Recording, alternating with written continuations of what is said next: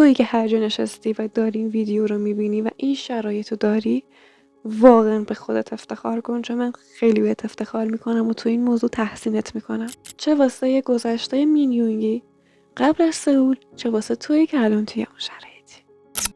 میخوام همینجا بهتون بگم یه جمله‌ای که اگه توی هر شرایطی هستید و هر خواسته‌ای دارید، هر آرزویی دارید، هر رویایی دارید، هر چیزی دارید که دلتون میخواد بهش برسید، اگه به این چند تا چیزی که میگم پایبند باشید از اول تا آخرش، دیگه نیاز نیست نگران هیچ چیزی باشید. مورد اول، انجامش بدید. من خودم به شخصه کسیم که کمالگرا بودم ولی دیگه نیستم و وسواسی بودم و دوست داشتم همه چیز اونجوری که دلم میخواد و توی تصورم اتفاق بیفته. اما به عنوان همچین کسی اینو بهتون میگم، فقط انجامش بدید. انجامش بدید با شک و انجامش بدید با نقص، چون دقیقاً مصداق بارز این ویدیوه.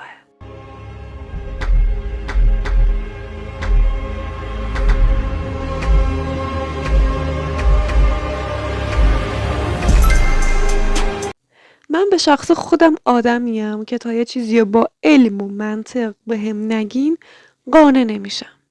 پس وقتی که اینو میگم یعنی من با این جمله ها و این فیلمی که دیدم واقعا به این جمله و به انجام دادنش و به درستیش قانع شدم. مورد دوم، چیزی که الان خودم دارم انجامش میدم، میدونم خیلی سخته، خیلی عجیبه، خیلی شایدم حتی مزخرف و نامعقوله که بخواید یه چیزیه که خودتونم بهش شک دارید که عالیه یا مطمئن نیستید که دوستش دارید و انجام بدید، ولی لطفاً فقط انجامش بدید، چه با نقص چه با شک. همینه که یه روز میفهمید که واقعا راه موفقیتتون بوده. و اینم بدونید چیزی که مطمئنم میخواید بهش برسید، استمرار کلیدشه. هر چیزی توی هر زمینه‌ای که باشه، اینو بدونید که استمرار اینجوری نیست که هر روز دقیقاً همون کار رو انجام بدی. یعنی این شکل که تصور خیلیای ما از استمراره. بلکه استمرار اینه که شما حتی اگر که خسته اید، اگر که نمیتونید و اگر که کامل اون مورد رو انجام نمیدید، باز هم یه مقدار ازشو با وجود خستگی، با وجود اینکه دلتون نمیخواد، انجام بدید. واسه همینه که استمرار واقعی این شکلیه. ببینید بحث راجع به مینیونگیه، راجع به ایناست، ولی خب توی این چیزای انگیزشی و موفقیتی و الهام بخشی میره دیگه، چون اصل و پایه لونووا یکی از همین چیزایی که ما به چشم میبینیم و راحت از کنارشون میگذاریم و فقط به موفقیتاشون میپردازیم، همونطوری که همیشه راجع به لونووا گفتم. اما کار ما اینه که ازشون حقیقت، فلسفه و اتفاقای زندگی رو بیرون بکشیم. از توی اینا موارد الهام بخش و موفقیت و انگیزشی در بیاریم و یاد بگیریم با مصداق بارزش، چون لونووا واقعا همینه. پس اینو بدونید که هر بار که توی یه مسیری قرار گرفتید که نمیشنوید، مسخره میشید یا حمایت نمیشید، اینو مطمئن باشید که دارید به یه بله نزدیک میشید. این مفهومش همینه. تصمیم ترک خونه. ببینید ما هنوز قبل از سئول شوگاییم و قبل از سئول جی هاپ رو منتشر کردیم و هنوز قبل از سئول 5 تا اعضای دیگه مونده. اما اینو خیلی خوب میدونم که همشون یه شرایط سختی داشتن و از همشون یه درسی میشه گرفت. درسای مختلف البته. اما شوگا واقعا درصد سختی که داشته و شرایطی که داشته و کشیده واقعا نسبت به بقیه اعضا خیلی توی یه لول دیگه است، چون همه اعضا به شدت سختی‌های خاص خودشونو داشتن و اصلا بحث راحتی به هیچ عنوان وجود نداره. اما به نظر من توی اوج تمام این سختیه بازی اینقدر نقطه مثبت داشتن. حالا یه حمایت بوده یا مامانشون بوده یا باباشون بوده. اوکی. اما شوگا هیچ کدوم از اینا رو نداشت. هیچ کدوم از اینا. فقط خودش بود و رویاش. واسه همینه که میگم لول سختی های شوگا واقعا توی لول دیگه است. تازه این توی قبل از سئولشه و بعد از سئولش داستانا رو که میریم جلوتر و بهتون میگم اوج این سختی بیشتر میشه. برای همینه که تصمیم ترک خونه رو گرفت. تصمیمی که سخت ترین و وحشتناک ترین تصمیمه. اونم واسه بچه‌ای که توی اون سن 16 یا 17 سال سن داشته. یعنی همسن من بوده بخواد خونه رو ترک کنه به خاطر یه رویایی که هیچ اطمینان و تضمینی نسبت بهش نداشته و حتی خودش هم یه جای دیگه باور نمی‌کرده. واقعا تصمیم بزرگ و خطرناکیه. هیت دنبال تمرین کننده بود. شوگا حتی باورش نمیشد که بخواد قبول بشه. اما شد. بش رو رفت مصاحبه کاریشو با بیکیت در حالی که هنوز کار پاره وقت داشت. در حالی که هنوز شغل پاره وقت داشت. پیک موتوری بود برای تحویل بسته ها. برای تأمین پول و خورد و خوراکش و یه سری تجهیزات کوچیک موزیکی. یک سری تجهیزات ترک موزیک. وقتی که قبول شد اون مجبور بود که تصمیم بگیره. از شجاعت به ایمان نیاز داشت. چون دیگه فقط بحث این نبود که یه تصمیم بگیره. بحث این بود که قراره یه کار فوق‌العاده بزرگ و شاید همونقدرم واسش وحشتناک انجام بده. و دیگه بحث این بود که آقا من واقعا به خودم و به این موضوع ایمان دارم که حاضر باشم واسش همچین شجاعتی به خرج بدم. و اینا همون سردرگمی ها و دوگانگی‌هاین که واسه هممون پیش میاد. مثل من واسه اینکه بیام جلوی دوربین یا نیام. خانواده‌اش که مخالف بودن. پدرش هم که اینجوری بود که سئول همه رو میبلعه. تو میخوای بری اونجا چیکار؟ خب به عنوان یک کسی که توی یکی از شهرهای اون کشور زندگی میکرده و سئول پایتخت اونجا بوده و اونا توی اون شهر زندگی کردن و همون جوریش هم سئول نسبت به اون شهرها خیلی حالت مدرن‌تر و پیشرفته‌تر، شلوغ‌تر و همین احتمالا شنیدید و براتون پیش اومده. آدمایی که توی پایتخت اون کشور زندگی میکنن نسبت به کسایی که توی شهرستان‌های اطراف کشور زندگی میکنن و شهرستان‌های اون کشور واقعا نسبت به اونا خیلی گرگ‌ترن. واسه همینه که پدرش میگفت اونجا تو رو میبلعه و اصلا شرایطها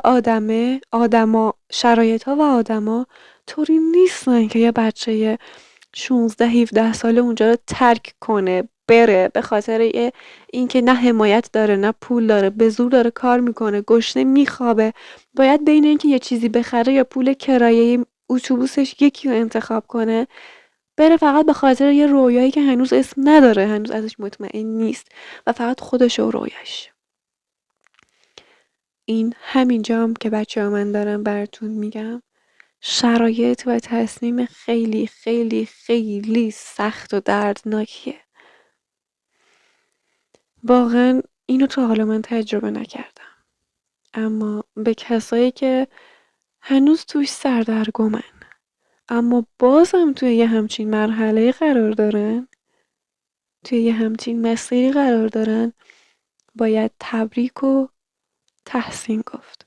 درسته که شاید به چشم خودشون پیشرفت به حساب نیاد اما بین کسی که دانش آموزی که داره درس میخونه و دغدغش فقط معدل و نمرشه و اینکه فیلم چی ببینه چجوری وقت اضافیشو پر کنه با کسی که توش همچین شرایط سخت و فشرده‌ایه با وجود اینکه 16 17 ساله است و هنوز نوجوانه در حالی که بقیه نوجوانا در حال خوشگذرونی و استفاده خیلی خوب و باحال از سنشونن اینجوری باشه که توی همچین شرایطی باشه و لازم باشه همچین تصمیم بگیره. میخوام اینو بگم حتی تا پای این مرحله رفتن که مجبور بشی همچین تصمیم بگیری توی همچین شرایط و موقعیتی قرار بگیری نسبت به بقیه مسیرهای عادی و تضمین شده که همه همسن سالیات میرن، خودش یه پیشرفت فوق‌العاده حساب میشه. پس تویی که هر جا نشستی و داری این ویدیو رو میبینی و این شرایط رو داری، واقعا به خودت افتخار کن، چون من خیلی بهت افتخار میکنم و تو این موضوع تحسینت میکنم.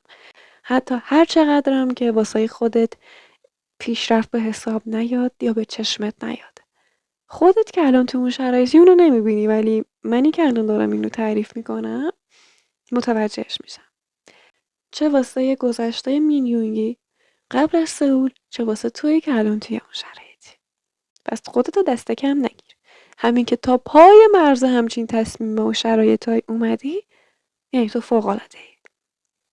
نمیگم بقیه همسن سالیاتونم که تو مسیرهای دیگه بدن، اما شما فوق‌العاده ترید.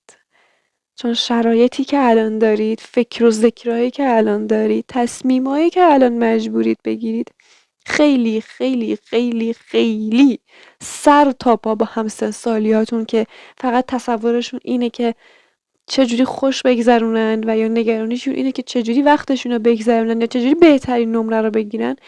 بهترین نمره گرفتن و درس خوندنم بد نیست. دارم کسایی میگم که علاوه بر همچین شرایطی واسه شوگاه که یه مسیر خاص دارن، یه مسیر غیر عادی دارن و حتی کسایی که یه مسیری تضمین شده دارن از راه درسی، بازم اون درس خوندن راحت نیست. یعنی بازم میدونم با وجود اینکه باید درس بخونن توی یه همچین شرایط غیر معمولی قرار میگیرن. پس این موضوع دو طرف است و همچین دو وجهی داره. پس منظورم فقط مسیر غیر معمولی نیست. اوکی؟